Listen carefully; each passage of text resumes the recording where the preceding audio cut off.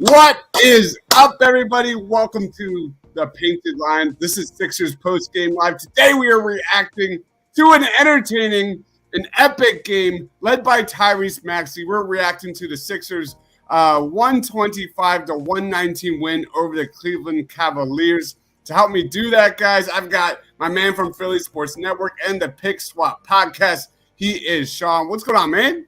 Yeah, we're seeing Tyreese Maxie grow up right in front of our eyes. So just very cool. It's just insane how quick this guy is growing and getting better. And it feels like every single night he's finding a new way to surprise us. So definitely the storyline tonight. A sloppy overall game for the Sixers, but found a way to win. And for sure the best win of the Harden era so far. Man, where do we start? Obviously, it's Tyreese Maxie. You look at his, under James Harden, he was a plus 70 with James Harden coming into tonight. Today, he had 33 points, 5 assists, 10 of 15 from the field. But when you deep dive into that a little bit more, the dude had 9 points in the first half, went off in the second half for 24 points, 14 points in the third quarter, 10 points in the fourth quarter. There was a stretch where he had back-to-back three-pointers that really changed this game completely. If anybody needs to know who is the third star on the Philadelphia 76ers, here it is. Man, what's your thoughts on Tyreese Maxie tonight? Yeah, he absolutely changed the game. I mean, three-pointers were absolutely crazy. 5 of 6 is an absurd stat line. You see him just getting more and more comfortable in the catch and shoot specifically, but still breaking out the step backs, still doing his thing to create his own shot. And I'm just blown away how smooth the fit has been with Maxie, because this is a guy whose role has shifted more than anyone on roster, I would say, with the addition of Harden, just because of he's become more off ball. He doesn't have to do all the playmaking duties, which are all working out to his advantage. And we're seeing him just naturally be able to go out there and play. And it's just awesome. He's a joy to watch, just like from the smile on his face. After he hit the 2 big threes, just you can see the excitement in him. And he's such a fun guy to root for and just so good that he's just a perfect. I absolutely love this guy. Yeah, how do you not? You see that. It's like the anti-Donovan McNabb. He produces, but I'm not going to go there. But Tyreese Maxie is shooting 14 of 20 from three-point range since the James Harden trade. 14 of 20. The dude is just – there was one shot that I thought would have brought the house down in the fourth quarter where it rimmed out. Late in the fourth quarter. The guy was just feeling it, man. Tyreese Maxie, near what I would imagine around 28 points a game with James Harden, just shooting a ridiculous efficiency from the field. Again, 14 of 20 from three.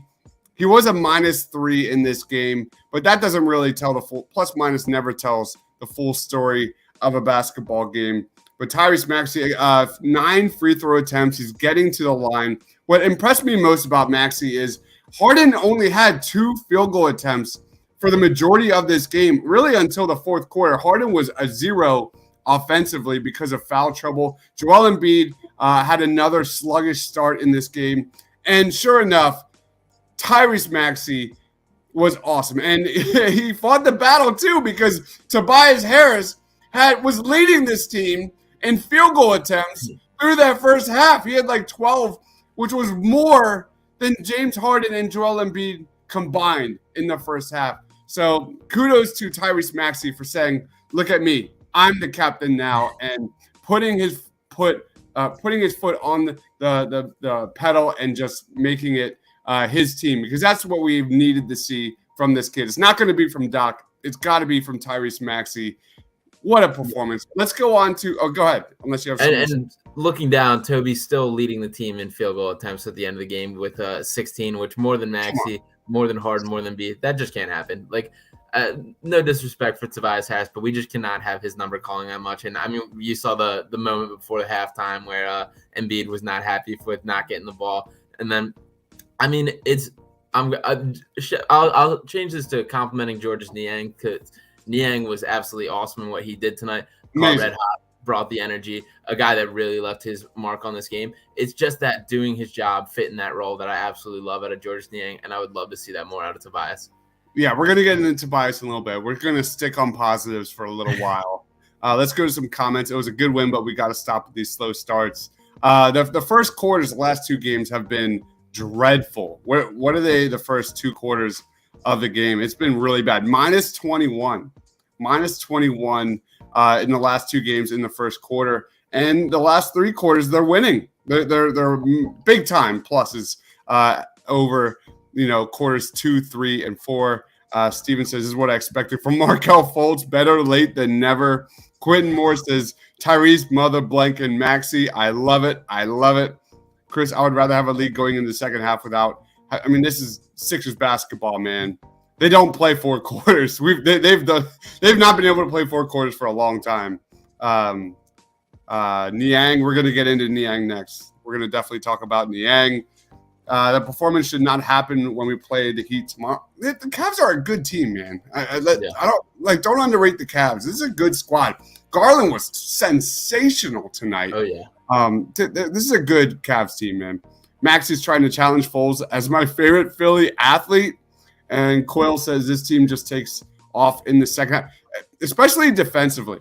I feel like we're starting to kind of see that's how they were with Ben Simmons. Like Ben Simmons, I hate to bring that up again, but he was kind of their closer in the fourth quarter, especially during clutch situations. We're kind of seeing that here lately, is that the Sixers in the fourth quarter, their energy defensively goes up big time. They held, let's see what it says. They held the Cleveland Cavaliers to 20 points in the fourth quarter, and the Cleveland Cavaliers shot 9 of 21, 43% from the field in that quarter. This is a team that literally in that second quarter, I thought I was going to be playing Elden Ring and playing video games the rest of the night because this game looked like it was over. The Sixers just caught. This is what it looked like from the jump, a game that this team, the Cavs, could not miss. It was just going to be one of those games. We're going to throw it out and move on. Yeah. So now let's talk about Niang. Let's start with the positives. Let's keep going with the positives because there are some negatives that we have to talk about, even though this is a great win from the Sixers. Georges Niang went for 17 points. He was a plus 13, 5 of 8 from 3. Had many, many big moments in this game, especially in the second half and the first quarter. Like there was a part. If it wasn't for Harden getting to the free throw line and Georges Niang, like the Sixers could have been down 30 plus in this game. That's how bad the offense looked in this game. What was your take on Georges Niang? I absolutely love Georges Niang. I absolutely love what he brings to this team. I mean, he's a guy that's just a seamless fit for not only the Sixers team when we talk about stylistically with spacing the floor with Embiid and Harden, but also just the attitude he brings, the energy he brings. I mean, he brought the house down with that 1 3-pointer tonight. Should have had an and one on the one. Those are the calls that, like, if he's James Harden, you're getting that every single time. But Georges Niang, he just brings it. And defensively, I know he has his limitations with, like, slow feet, a little bit undersized, just not the most athletic guy, but he absolutely competes his heart out every single possession, and you can't ask for much more than that.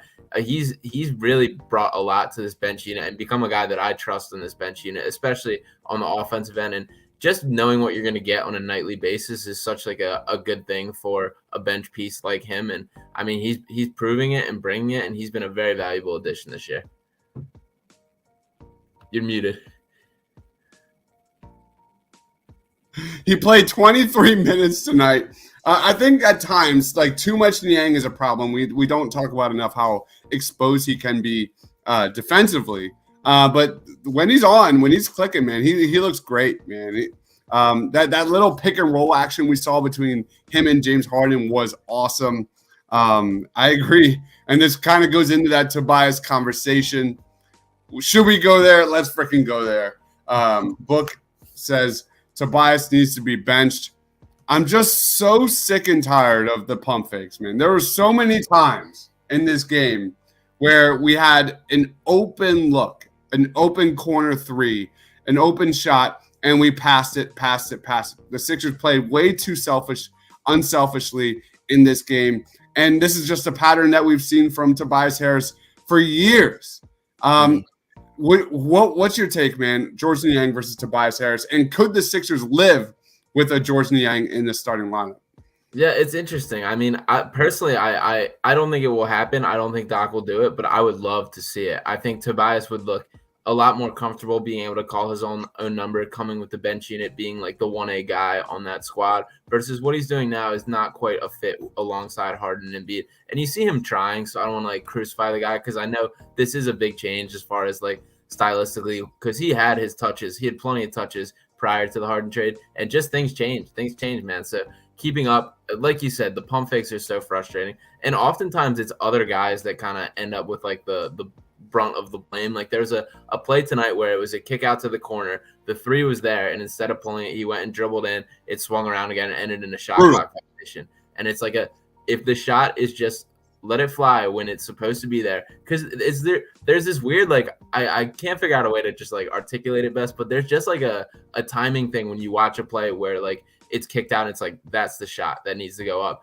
and 100%. Toby just doesn't seem to have that sometimes. Like there's just he just has to go and search for a harder shot or drive and do whatever. So that's really the difference between Niang and Toby, is just they're such opposite in that regard. And Tobias, like, I mean, in a comparison, Tobias is obviously the better basketball player, but fit-wise, Niang just brings it and just fits this so much more seamlessly that I would love for it to be explored.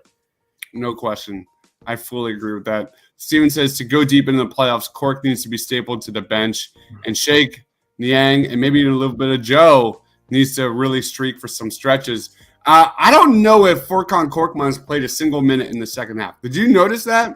I don't. He had no shot attempts in the second half, and Korkmaz has been dreadful, absolutely dreadful lately. So that's something to kind of lead into our next topic of conversation, which I think is Shake Milton. Shake Milton had a very good game here tonight. He had 11 points. 4 of 6 from the field, 4 rebounds, 1 assist, 2 of 3 from 3-point range. He was getting buckets, man. What's your take on Shake? Yeah, it's good to see kind of a little bit of signs of the Shake of old. And I mean, Shake has become a very polarizing player, and like he's either like the best guy on the bench or a guy you just don't want to see on the court. And it's nice to kind of see some positive signs. I saw Kate Scott said on the broadcast this was his first double-digit performance since December, which is obviously he's been out with injuries and stuff, but that's pretty crazy given on the year that he just hasn't got it going. But I mean, there's absolutely a role for Shake if he can continue to produce and be in this rotation. He should be hopping Furkan right now. I mean, we saw that in the second half tonight with Shake being the first guy off. This was a guy who was looked at to be like the sixth man when things first kind of this roster started to shake out. And if he can get back to being that identity, provide a positive, he's pretty much all there is as far as guard options off the bench that Doc trusts. So he's going to get his looks, and if he can continue to produce, he helps this team. He's played 9 games since December 30th. Do you know how many 3-pointers he's made in that stretch? How many? 1. Wow. 1 3-pointer, and I'm going to do it real quick. I'm sorry. I got to see what this is. 4, 5, 6, 7, 8, 9, 10, 11, 12, 13, 14. 14 attempts, 1 of 14 from 3 for Shake Milton. So really good, really glad to see Shake Milton get his confidence going, man. They need scoring off the bench. That is a major thing. That was like one of the big takeaways from the Cavs, man. They had like 30 points off the bench like that in this game. They were lighting it up. RJ2K says, do you think having Harden, Maxie, Harris, Niang, and Embiid lineup versus bigger teams would be more beneficial? I know Matisse is great defensively. It seemed like the Cavs lengthy line. I mean, that's been the Achilles heel of the Sixers all season long. There's any team with perimeter length, any team with perimeter athleticism on the wing especially just gives our shooters the fits. And what about you, man? Yeah, that was what scared me about this matchup with the Cavs specifically. And when I think toward playoffs, something that worries me a little bit. But tonight it looked they found ways around it. But the Cavs just mix in length and athleticism. When you think about Mobley, Jared Allen, Kevin Love, Lauri Markkanen, they just have these big guys that they tend to have at least one to two, or sometimes even three of these guys on the court at the same time. And that's just a lot of body, a lot of mass. As far as this lineup specifically, it's tough. I mean, it wasn't a good Matisse game tonight at all. He struggled, had a couple weak foul calls on him, was obviously frustrated, up there in the most frustrated that we've kind of really seen Matisse vocally out there. I think Matisse will have better showings than there was tonight, so I do have second guess with that. But I wouldn't mind playing around with that lineup either. Once again, I think we're kind of running in the same issue with Harris. Like, there's even less of a clear-cut role for him because he simply just isn't a guy that's just going to sit in the corner and shoot threes, as much as it would be great if he could be that guy. But I think we're running into kind of the same issue with that lineup as well. Yeah, you look at Isaac Okoro. Dude came in averaging 8 points a game and just torched the Sixers tonight. 7 of 8 from the field, 22 points.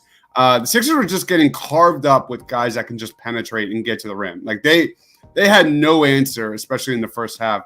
Overall, though, what did they give up points in the paint wise? It was 64 to 48. So in the first half, in the first quarter, it was awful. The Cavs couldn't miss from three. They were getting whatever they wanted at the rim. Just wow. Just a very impressive win for the Philadelphia 76ers. Let's go to some real comments real fast. Sam says, do you think we're done with Korkmaz for a bit? And do we need to see Joe in the rotation? Man, you know, me and Tiago have been pumping our chest for Isaiah Joe for a long time. Yes, it's not a perfect fit, but at least he's a spot-up shooter. At least he's not going to hesitate from the perimeter. He's going to let it fly. He's a streaky shooter. Problem is, his leash with Doc is this fucking short. And that's the problem. Doc just doesn't play the kids. What's your take?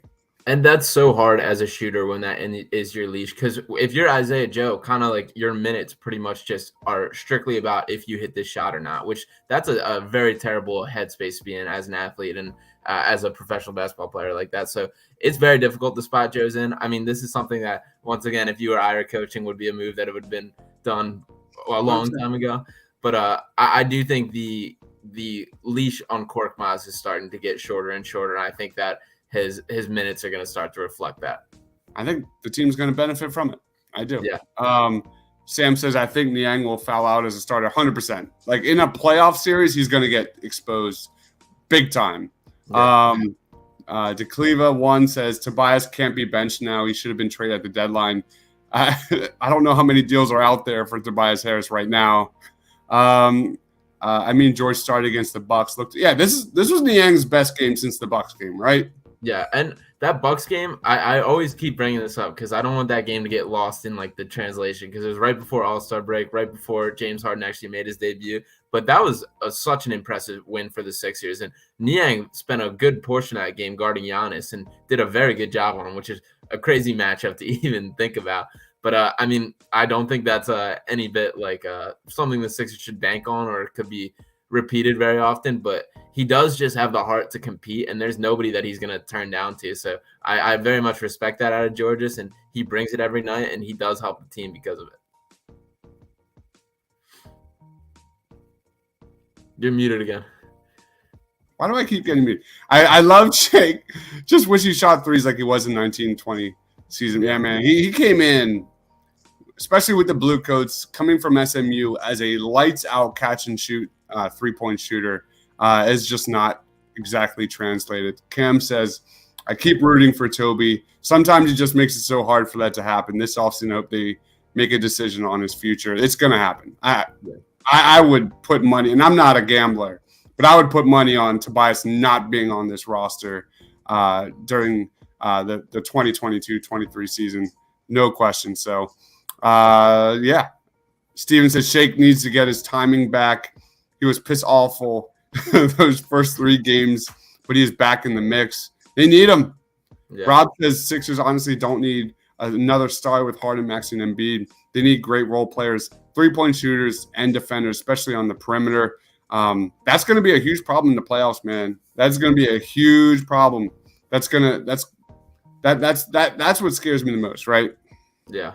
They're absolutely like a two-way wing away from being like a complete team, Yeah. I would say, which, I mean, it's tough. Like, obviously Harden was the prize move as at the deadline. So it's like, that was the focus. That's the hardest part, is getting the top end talent, and filling in the rest is a little easier, but you can only do so much in the middle of one season. So let's hope that there's if it doesn't work out this year, and if that is proven to be too big of a weakness, I think that's a easier fix than pretty much anything else.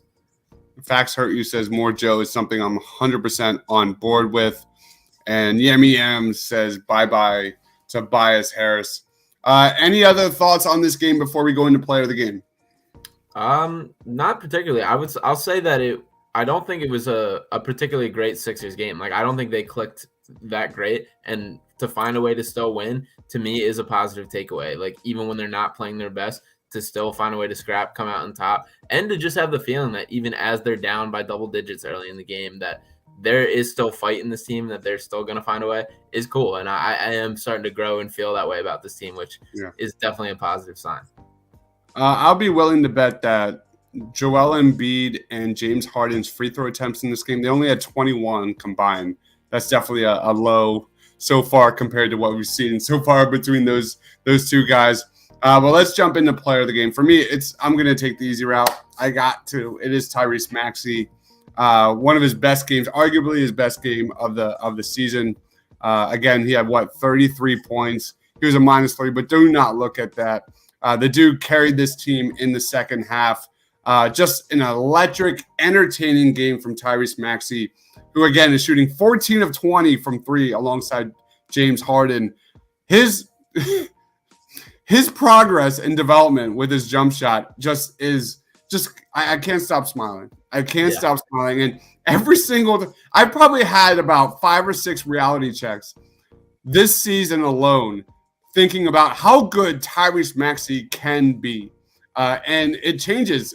It's amazing how many times it changes pretty much on a 10-game basis. Who's your player of the game? I'm going to give it to Georges Niang, to the minivan. I think he deserves it. He really did kind of change the whole energy in this game. 5 of 8 from 3. I've eight 3-point attempts, most on the team.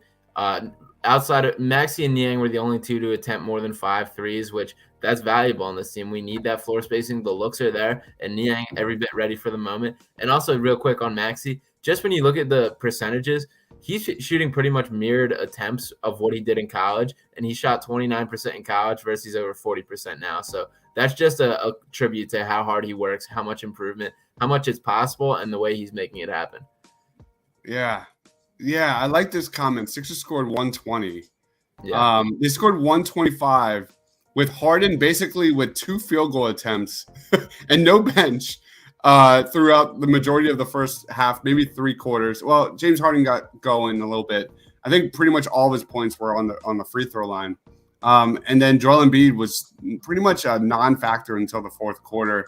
That is an interesting, like when you step back and look at that point total, that is definitely interesting. Definitely doesn't give a full story of like being a Sixers fan and watching this game. DeCleva says, Georges Niang is my player of the game. Yam says Maxie can be a perennial all-star. How would you grade today's performance, man? I'm going to go C+, and I think there was a lot of sloppiness. The early looks were not good. The defense was not good. The rebounding was bad all night. But once again, they found a way to win. To me, that's encouraging enough. I don't necessarily think it's a negative that they played bad and still found a way to win. So those are the things. They'll iron out the how they're doing it. It's the what they're doing that's important right now. So they're finding a way to get wins, and they're only going to get better the more they play together. I fully agree. This is a good win. This is a really good win. Like when things weren't going their way, it wasn't pretty. It wasn't pretty at all. But you look at kind of like where the Sixers were weakest. It's clutch time. Even this season, the Sixers were not good come clutch situations. You had 3 minutes left. You had a James Harden floater. You had Joel Embiid go to the line, hits both free throws. You had a Joel Embiid fadeaway, and then you had a James Harden floater led by your 2 stars, man. The Sixers haven't had that in so long. Not just Joel Embiid, but another guy like James Harden that can get it done in these, big-time moments. So on the other end, you didn't really get that much pick and roll. I feel like, I don't know if that's Doc or what, but like the pick and roll between Joel and Harden especially just wasn't there as good as it was the previous few games. So I'll probably go C+ is pretty good. I'll probably go a C+. I think that's right. Like I'm tired of like being frustrated with these performances out the gate, man. They can't keep coming out in the first quarter and just looking sluggish. Like other than Niang and Harden getting to the line, and that's pretty much all you had in that first quarter. You especially defensively, Doc has to make adjustments faster. You can't. I know the Cavs were like hitting everything, but there's got to be something to be done about their defense, especially inside the paint, because they were getting torn apart, absolutely torn apart. Nick says minivan showed out. Maxie. I mean, Cleveland is good too. I fully agree. Yeah, we said that. Like, we had another comment about Cleveland. Like, the Cavs are good, man. Do not underestimate the Cleveland Cavaliers. Garland was lights out. Mobley is terrific, even though he didn't have a great game. But I love that kid to death, man. Mm-hmm. I wish he was on the Sixers. Any final thoughts, man, before we get into, wrapping things up? Yeah, I mean, just when we talk about when's the best time to kind of change the habit they're slipping in of letting slow starts, tomorrow's a big one to make that happen. We're facing the Heat, big game for standings, and obviously just we always want to beat the Heat. So tomorrow's a big game all around. Will probably be the Sixers' best test. Even I would consider the Heat an even bigger test than tonight. So I'm excited to see how they come out tomorrow, and I would love to see a strong performance right out of the gate. Absolutely, fully agree. Where can we find you, man? What do you got going on, Sean? Yeah, appreciate you guys for tuning in. You can check me out, follow me on Twitter at Sean_Bernard1. Check out at PickSwapPod on Twitter as well, and PickSwap Podcast on YouTube for my Sixers podcast there. And then check out my written work on PhillySportsNetwork.com, and you can catch me at these post games pretty often as well. Don't miss it, man. Go check it out. Please, guys, share the love. I did a Chalk Talk episode. We broke down our top linebackers in the NFL draft today. I dropped 2 videos on standouts, top 5 winners of wide receivers and tight ends from Thursday night. I'm going to be doing that. It's going to be a busy night. I got to do running backs tonight. They were on show today, just now. And then I've got my running back rankings dropping very, very soon. So a lot of NFL draft content. Tiago is actually in Europe for the next week plus. What a bitch. So jealous. I am so jealous. He deserves it, man. The dude works nonstop. But all right, follow my man Sean on Twitter at Sean_Bernard1. Check out the Pick Swap podcast and all of his content at Philly Sports Network. Be sure to subscribe. Hit that like button if you love Tyreese Maxie. I know you do. For Sean, for myself, stay awesome, everyone.